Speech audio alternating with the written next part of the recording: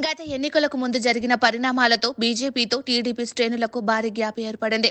ఎన్డీఏను విభేదించి బయటకు వెళ్లిపోయారు చంద్రబాబు. ఆ ఎన్నికల్లో దారుణ ఓటమి చవిచూశారు. ఎప్పుడైతే చంద్రబాబు బయటకు వెళ్లారో నాటి నుంచి జగన్ కేంద్ర పెద్దలకు దగ్గరయ్యారు. ఎన్నికలకు ముందు, తర్వాత రాజకీయంగా లబ్ధి పొందారు కూడా. అయితే అసలు విషయాన్ని గ్రహించిన చంద్రబాబు ఎన్నికల అనంతరం బీజేపీకి దగ్గరయ్యేందుకు ప్రయత్నించారు.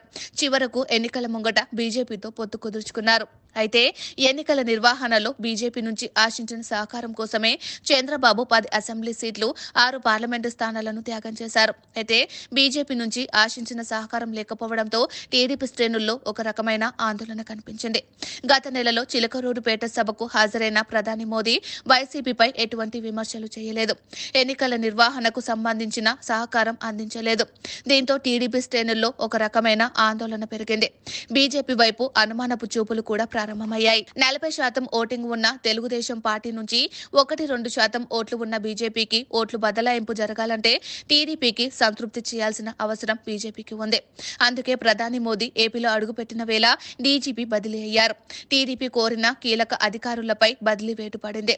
ప్రధాని మోదీ తన సభల్లో వైసీపీతో పాటు జగన్ ను టార్గెట్ చేసుకున్నారు. తీవ్ర స్థాయిలో విరుచుకుపడ్డారు. చంద్రబాబుతో పాటు పవన్ పై అనుకూల వ్యాఖ్యలు చేశారు.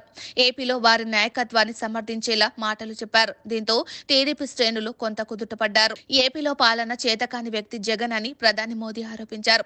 అమరావతి, పోలవరం వంటి సమస్యలను కూడా ప్రధాని ప్రస్తావించారు. వైఎస్ రాజశేఖర్ రెడ్డి చిరకాల స్వప్నమైన ఉత్తరాంధ్ర సుజల స్రవంతి పథకాన్ని సైతం జగన్ పూర్తి చేయలేకపోయారని, కనీసం దాని గురించి పట్టించుకోలేదని విమర్శించారు.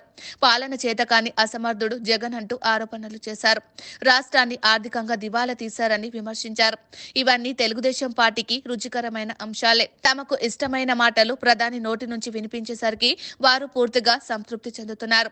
వైసీపీతో బీజేపీకి ఎటువంటి సన్నిహిత సంబంధాలు లేవని నమ్ముతున్నారు.